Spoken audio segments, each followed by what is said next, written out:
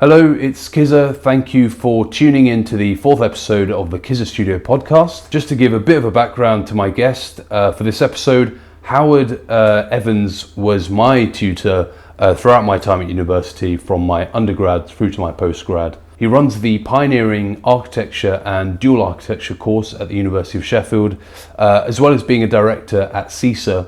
So this is a really special one for me personally, since Howard has seen my progression as a bachelor student from 10 years ago through my master's and now to setting up Khizr Studio. So I hope you enjoy the conversation. I think a lot of practice don't realise what they want. They just think, we've done a project, let's get a film. That's what we need to do to promote it. So I get a film, but then it's like, great, there's really slick shots of everything, but it's not accessible to anyone. The layperson is sitting there going, I've seen slick shots of buildings forever. Like, there's production companies that do it all the time. You hear architects waffling on about creating space and light coming into the building. Yeah, exactly. For like half a minute, and you're just there's such a turn off to most people. It's such a turn off. That's the problem. So, and I'm guilty of it. I know I'm guilty of it. You know? No. You know what it is? Architects are inherent storytellers. But we always forget how to do it when we leave university, in a way, and it needs a level of curation, which is a huge part of the process in terms of what I do when I work with architects. A lot of it is whittling their paragraph down into one line. Have you got a video of you doing this for your website? I don't. That's a really good idea. And you know the funny thing, I think about it, I was the complete opposite when we first met. Like in 2014, I was the one with the paragraph, and you were the one whittling it down, trying to whittle it down to a line, you know, so to speak, in terms of design. So it's just so funny how it's gone on 180. But now when I tutor here, you know, I completely understand where some students are coming from, because I'm like, I was exactly there like 7 years ago, and all you have to do is focus on that one thing and just do it really well. Yeah. What's the story? But I think that comes from well, maybe we're getting into what we should be talking about on film. No, it's fine. Carry on. You know, I think it's, for me, what's really interesting about that is, I think when you're a tutor and you've got 10 minutes in a tutorial, which in undergrad is what you have, you've got to get to the number of what the problem is, that tutorial, super quick. So you can't listen to 10 minutes of waffle, because that's it, right? Nice to hear you talk, I'm off to the next person now. Yeah. Well, what's use is that to anyone? And so in a sense, you've got to, right, what's the issue? And I suppose, you know, that's the experience of 20 plus years of teaching now. You literally have to go in there. Yeah, I can see everything you've done. This is what we need to go. I remember you said to me, I think it was second year undergrad, you said, it's good, like, you've got loads of ideas, but you don't have to use them all this year. Like, save a few. And I remember that was like, okay. Because I always thought I was doing something wrong. But I thought, no, it's not wrong. It's just I have a different way of looking at it. But if I just curate what I'm doing a little bit, focus in on a couple of ideas, then, and it took until masters for me to figure that out, really, to really like figure that out. And even then, my 6-year project, it did have that focus, but because in 6 year you're doing like dealing with the procurement of it, which we've never done before, so it becomes a huge kind of thing. So, and it became a huge project essentially, but it was enormous. It was enormous, yeah. Let's develop a whole island. Yeah, exactly. I remember thinking, I should have done this with someone else, because this is just too massive. But it was a lot of fun though, and I really enjoyed it, and I learned a lot from that project, and I learned a lot in masters just to be more confident. And I think the reason you're getting so much interest in your studio is because, in my opinion, I think you're one of the best. Masters has generally a really high bar. And that's my point is, you know, they are an excellent team. They are, absolutely. And I think the thing that attracts people to what you're doing is because I see this idea of architecture and landscape together being really the future of how we should tutor architecture in this country, to be honest. Because a lot of the time when I was studying, you'd have the architects dropping in, like just going, oh, why are you looking at how do you do the tree? Like, what trees are these? What can I use? And it's like, it spills into the rest of the course. But I think what's really interesting in the last few years, that's what the external examiners have said to us. They've said, you know, this is one of the most important courses in the country. And with that, it's given the course a bit of solidity, a bit of backing, a bit of confidence. I think we've made strategic changes this year and last year where actually you're seeing that, and you're seeing the impact of the small dual course on the whole studio that they're in, and the impact of those few students on the many. It's really coming through now, and that's why, next door we've got another studio where you can go, well, there's so much landscape in this. And it's kind of, well, actually, they're all looking over at what we're doing in Studio L&U and going, we like a bit of that as well. And actually, with the 5th year students sewn in amongst those other studios, they're now acting as landscape consultants to everybody in that studio. Yeah. And that's really nice. It's a really good position to be in. Kind of now the course is sort of decade old. It's got that maturity and confidence that people know it's not going to disappear overnight. They know that it's delivering something unique and excellent, really distinctive to Sheffield. So do you see it as something pioneering? When you started it, which was, when did you start your course? Started planning it 2012, I think. Yeah. Took us 3 years to get it up and running. No, it didn't, because I joined in 2014. Or are you talking about the master's course? The master's. Oh, okay. Yeah. In terms of the undergrad, like the undergraduate. Yeah. So the undergraduate came into effect in 2020. 2000. 2000, sorry. Okay. So there's been quite a... Yeah, so we're this academic year, we're getting on for 25 years. Yeah. So it'll be 25 years of KK and 10 years of Marla. Yeah. And but the original course went back to when I did it. So I did dual architecture I did a diploma in architecture with landscape studies. So there you did... Where was this? Here, at Sheffield. So that was set up by Prue and Andy Clayton, and that lasted for a matter of 2 or 3 years. And then they shut it down, and it was reborn then in 2000, 2001 as the dual undergraduate course. Why did they shut it down? I don't know actually. Not enough people, or? Well, I don't know, because in a way it was the model for what I would have as a more accessible master's in architecture and landscape architecture now, where you could have done a degree in architecture and then you come back and you can do this regardless of what you've done before. You can come and do this dual masters. And the way that it happened for me was you did the first year of the MLA course over the 2 years of your diploma, and then if you wanted to come back for your full qualification, then you could come back and do a year in landscape. So that's what I did. So I did my 3 years degree, I did my 2 years diploma, and then I finished with my landscape masters as a 1 year thing afterwards. Yeah, you really had to want it then. Whereas what we've done is we've knocked a year off the whole process with the dual undergraduate and the dual masters. So yeah. And what we're now seeing is actually the first graduates with dual architecture, dual landscape. So as in they are part 3, ROB part 3, and they've done a pathway to chartership with the Landscape Institute. Gosh. So they are actually fully... That's nice. I am an architect and landscape architect. Yeah. That is crazy. Yeah. That's crazy. Yeah. That's such an asset, isn't it, to a practice? Yeah. That's incredible. It's huge. And I suppose to do it that way, you have to be quite self-motivated as well. Like there's no... the expertise you'd get from both is I mean, it's quite rare to have it, to have tutors who have gone through both. Yeah. I mean, I know in the landscape department there's a number of tutors there that are landscape architects who were also architects at some point. And I think, that certainly helps there. Yeah.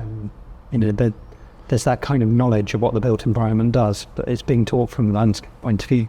Well, and you've got in one, essentially across between 5 floors of a building, you've got almost the best architecture department in the country and the best landscape department in the country within 5 floors. This year we are the #1 school of architecture. Well, there you go, you've got #1 in both. I mean, that's incredible. So the access to kind of knowledge and resources and the quality of tutors in the landscape department is next level. I remember them just being exceptional tutors, Andy, Laurence, Jan, Tom.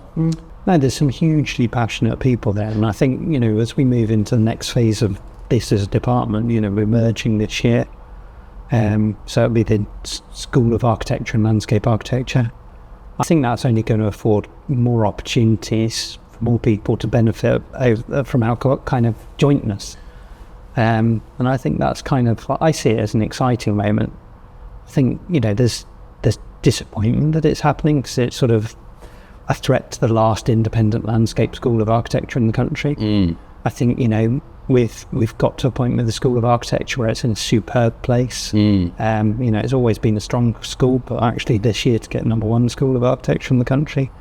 So we've got these two departments who've got these really international reputations for being the best education centres in the UK. And we're having to merge those. And one of the comments that came out of the external examination process this year about the dual course was, it's one of the most important courses in the country because it's right there at the forefront of how we deal with climate crisis, how we deal with climate change, and that sort of thing. And I think that's really, really significant. That you've got this course that understands that you can't just solve the climate crisis by building alone or by landscape alone, but actually it's the synergy of our urban environments. It's this synergy of how building and landscape work together as an holistic entity, and it's through delivering that at a higher quality than we're doing at the minute that we're going to be able to sort of change our cities to mitigate against climate crisis. You can't stop it happening, it's happening. Temperatures globally all on the rise. So how do we make our cities more resilient? Well, the dual course has been doing that for 20 years now.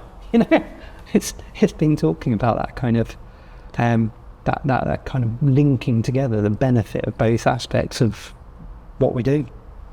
And I think your whole project, your kind of master's project, was specifically about the threat of sea level rise on a very low-lying part of the country. And although it took it to a kind of polemic extreme, there's still kind of lessons within that which are responsive to, well, actually, if land becomes a really super precious resource and the salination of our soils, and also so we need to protect the land by then building offshore, well, that wouldn't have come out of any other course in the country. How do you remember my project better than I remember my project?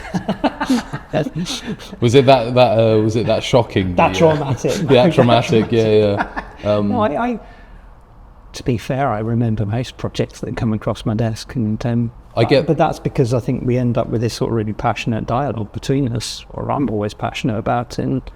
And you sit there and you draw things through sketch. And I think particularly with you and your cohort, we had the trauma of being online for it all. And trying to communicate to each other. Because of COVID. And, the whole thing that you're trying to deal with is about story and narrative. And I think, for me, the projects that really stick in the mind are those with stronger narratives. Yeah, I think it's where it's just a nice project, it's a nice project, and over time it fritters away. Those that have that kind of story that they're trying to tell about a place, they're the ones that stick in your head because you remember what they're trying to do with the story, even if you've forgotten some kind of resolution. Yeah. I think that's kind of really critical to what you're trying to do in terms of getting architects to, return to what's the kind of clear narrative. Well, I realised when I left Masters that what I'd actually been studying is a storytelling course. Yeah, I can buy into that. Because that's the bit that always fascinated me, and the reason I ever got into architecture is because I remember seeing a TED talk by an architect, and the way he was talking about building, and I thought, well, I've never heard anyone speak about anything like this before. It was so poetic, and obviously everyone's different in how they talk about. Some people are more technical and things, but the idea of appealing to the human as part of us in the largest things we build, which are buildings, the largest man-made, human-made things. And I remember when Jane Duncan came to give a SUAS talk when I was in second year in my undergrad, and she said something really interesting. And it was when I was in the middle of a bit of you're thinking about, you need to learn Revit and you need to be the best at it because that person is really good, and you need to be good with the best at model making, you need to be the best at drawing, which is kind of what architecture school does to you in a way, and it's good, it pushes you. But she said something so wonderfully simple. She said that the most important thing is how you communicate your idea. And from that point on, I remember that was maybe middle of second year or at undergrad, from that point on I started thinking about the crit and the review. And I remember watching other people's reviews and seeing, wait a minute, they've not fully resolved their project, but they're skirting around it quite cleverly, and they're focusing on the bits that work, and they've got that very clear narrative, and it all makes sense, you know.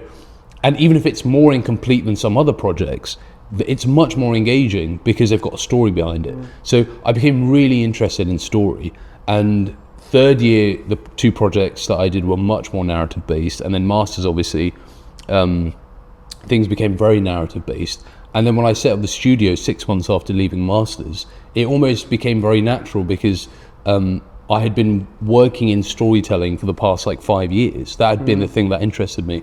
And I think that architecture school, a good architecture school like Sheffield, allows you to take from it what you want. And a lot of people do obviously go on and become architects. But for me, the thing that I always loved was the storytelling. And so with Khizr Studio, again, it's almost like my master's project extended, because it's looking at storytelling with practice. And I realized that practice isn't very good at storytelling, or at least to the layperson. So yeah, it's interesting, this idea of storytelling, because it's that's essentially what I'm doing now. And yeah, but I think, it's also something that I've sort of really enjoying realizing the value of. And the last few years I've been really lucky to work with Dr. Helen Mort, who's a poet based in Sheffield but teaches creative writing at Manchester Met. And I brought her into the studio, and this year I changed the time a bit. So everyone presented in their sort of pre-exam review. So, they've got 3 or 4 weeks before they do their final presentation. And so they've done that on Tuesday and Thursday. And I brought Helen in on Friday for a poetry workshop. She's a wonderful poet. And what I heard afterwards was all the studio were like, oh God, we got that on Friday. And, I just want to get on with my work. I want to rest. I've only got 2 weeks until final hand-in, or whatever it was, 3 weeks. Don't want to do this. All of them came away with strength and narrative to their project. All of them started to think about the language which we use. And I think those that really succeeded were those that actually stopped using potentially really hyper-specialist architectural language and focused on experiential language, qualitative language. What's it like to be in this space, and describing the building through the atmosphere of being there, or the touch of a material. Those presentations, come the final presentation, were just elevated by this one half-day workshop with somebody who wasn't an architect, who was a natural poet / storyteller. I remember you did that with us as well. Yeah. And I remember it had the exact same effect. Yeah. It streamlined exactly what the project narrative is. And I think when you approach design because the atmospheric and the poetic is something we can all relate to. So like you say, if you approach the design of a building, essentially you're problem solving, but when you approach it from that human scale, it can, as opposed to looking at it from an urban scale, looking at it from that intimate scale, it can feed then into everything else. I think you're right. When we're in practice and we're working in practice, a lot of the work that we do is either with communities or is with sort of people's private houses. And for us, we always get people to start the briefing process, not by telling us what rooms they want, what space they want. We get them to start by writing a day in the life of how they use their house. How do they live? What's the narrative of their family life or their individual life? Because to us, that's much more telling than, I want 2 bedrooms and I want 3 en-suites and I want a kitchen that I can cook for 40,000 people in. That to us, fine. Okay, that's metrics, gives us scope. But actually, what is it about you as an individual? Why are you going to spend probably the largest investment of your life on bricks and mortar to make your perfect home when you could go out and buy a house, probably for cheaper? What's that about? So actually for us, on that individual level, understanding those people's stories, I think makes our architecture richer. So without a shadow of a doubt. Now, do you feel like, obviously this is CE+CA, we're talking about your practice that you run with Prue Charles and Leo Kerr. Yep. and you guys are obviously, and we'll talk about this a little bit later on, but the how you bring that, what you learn in practice into academia and vice versa. But what you've just said about the human scale and getting the client to write what it is that they care about most, do you think if we extrapolate that to kind of large scale practice, let's say you're building 300 homes, urban design scheme, how can those practices have that same care and attention to the poetic and to the human that a small practice has the ability to do? Oh, I think that's entirely possible. I mean, I've been a Sheffield student and tutor for more years than I care to think about. And in this being such a good school of architecture, I've seen some really, really amazing people talk. I remember seeing Will Alsop talking about Peckham Library, and you can't argue that building is just this kind of crazy high impact building. And that was all about the kind of narrative of what a library is, what a civic building is. Actually, why shouldn't we have a bit of joy in, why is everything grey? It's kind of like the Peter Cook approach to architecture. I remember hearing Colin Fournier talking about working with Peter Cook to deliver the Kunsthaus in Graz. That building's dubbed by the locals as Christmas tree in a bin bag, but actually the story behind it, and it's a really memorable building. Who cares what it's dubbed as? But it has a sort of identity. It has a story. It has a sense of fun. It has a totally different approach to conservation. I remember seeing somebody come to talk to us from Gunter Banish architects out in Germany, and they said, well, and this has really stuck with me, and I challenge all my students to do this, what's a staircase? Is it a sort of perfunctory thing that services you getting out of the building in a fire, or is it something that you can see Ginger Rogers and Fred Astaire cascading down? Why shouldn't that building have that sense of fun and movement? So I think actually it's just a matter of will. I think we're so controlled by finance and BIM and building regs, but actually if we forget to have that kind of sense of wonder and joy in our work, then we start making very square, very bland, very boring buildings that nobody will remember in a decade's time. And I feel like we're living through a pandemic of slightly low quality architecture at the minute, because everything's value engineered to the point that it produces a very low sort of, what's the right word? Not a great impression on the street level, on the public realm. We've seen, for instance, the material palettes we use are basically the same. A lot of them are the same in each building, and we've limited it, whereas 100 years ago it might have been 5 or 6 different materials on a building. It's now like 3 or 2, and it's like glass and metal.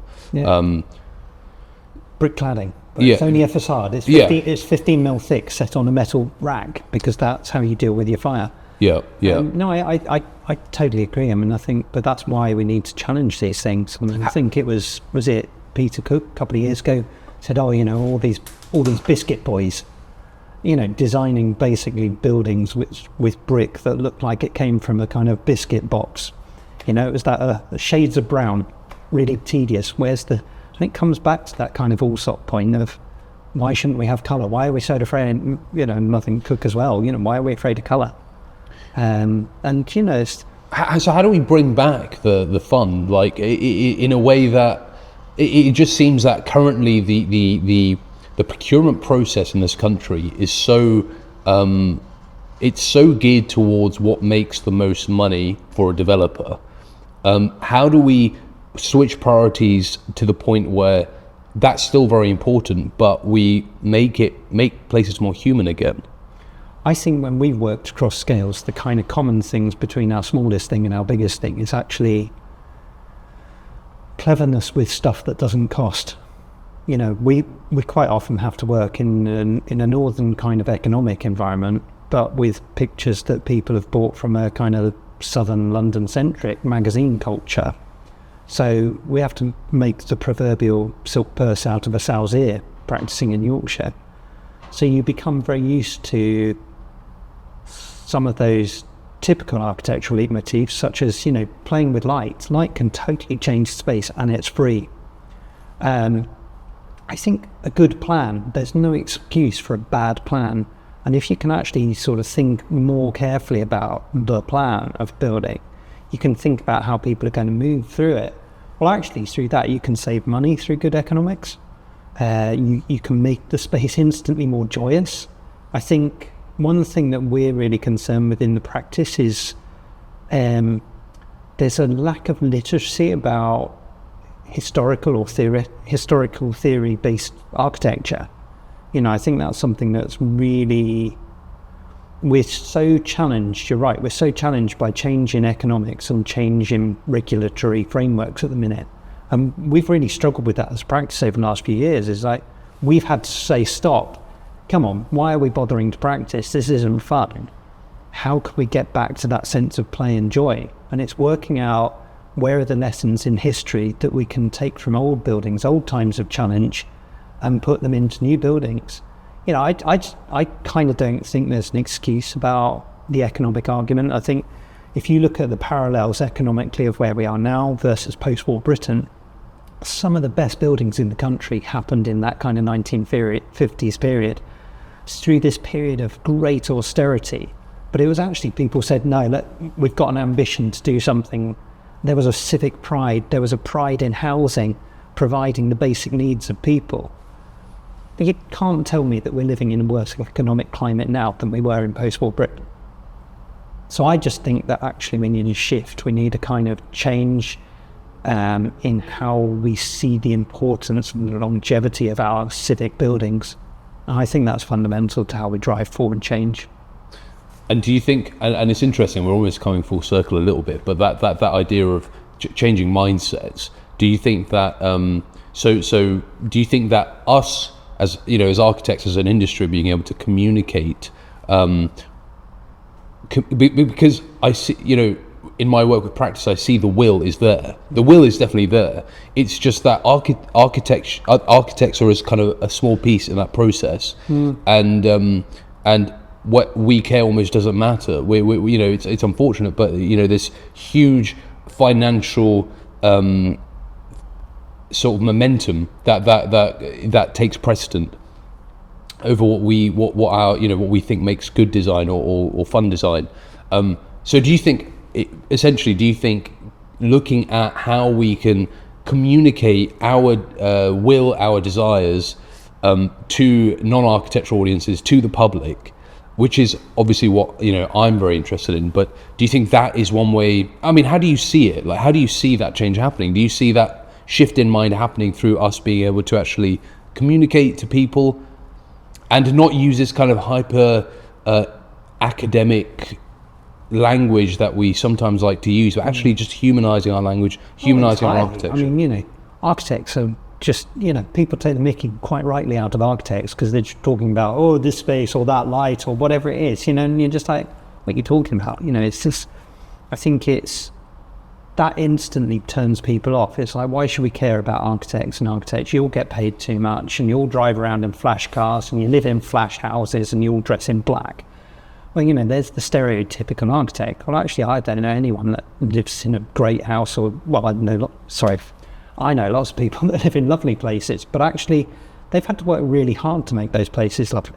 And that's because they understand the importance of a view or waking up in the morning to this experience, or the impact of something as simple as colour that doesn't cost anything. All of that. But how do we communicate that as a narrative? How do we take that as a story? I think that becomes really challenging, but I think you've got to learn from projects where you can have fun. So greatest projects we've ever worked on are like primary schools, because kids are just, yeah, come on, let's do it, and anything's possible. I remember the first primary school I worked on, and we've got a panel that folds down to make a table, but behind the panel is a whole load of recycled newspaper insulation. All those newspapers that the kids took down to the recycling depot got turned and pulped into recycled newspaper. So you were able to tell the kids that you're keeping your building warm by recycling your paper. And the kind of message that I put in, and then we had plastic kind of worktops made out of mobile phones. I mean, this is kind of 18 years ago we were doing this. Before we would have badged it a zero carbon hyper reuse building. It was just it was a timber frame building, it was what we should be doing. And it's like, why are we still not there with every building? But the kids were able to sort of see this plastic surface and see their mobile phones crushed down, and they were able to understand the tangibility of recycling and this kind of circular economy that we need to head towards. So I think that answer probably moves away from what you were asking about how we then talk about that to people, but in a way it doesn't either, because it's all about simplicity of message. It's about not overcomplicating it. Sometimes it is about the literal. So as I say, in the primary school, you can be literal and people aren't going to be snooty about it. Yeah. So how do we then take that to, I don't know, a law court or a civic office, or what is it, and why can't office buildings have a sense of enjoyment when you arrive at work? So many places you go to work and it's scuffling a back door that's sort of been a bit graffitied and up this appalling stairwell, and it's because we just don't put money into that. But actually, maybe if everybody kind of arrived and you opened the door to work and went, it's nice, then actually you get more out of people, you get more sort of sense of enjoyment, engagement. Those are very simple stories to tell, and they don't necessarily have to cost a huge amount. Part 2 coming soon.